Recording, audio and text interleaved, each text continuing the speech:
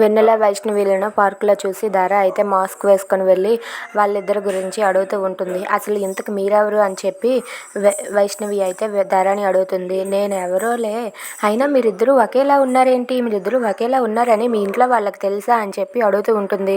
లేదు తెలియదు, మా ఇద్దరం ఒకే స్కూల్లో ఫ్రెండ్స్ అంతే, మేము ఫ్రెండ్స్ మాత్రమే, అంతకు మించి ఇంకేమీ కాదు అని చెప్పి అంటూ ఉంటుంది. అది విన్న ధార అయితే అమ్మయ్య, వీళ్ళిద్దరూ ఏమీ కాదని వీళ్ళకి తెలుసు కదా, అలా అయితే పర్వాలేదు, ఇప్పుడు నాకు కావాల్సింది నేను తెలుసుకున్నానని చెప్పి ధార అంటూ ఉంటుంది.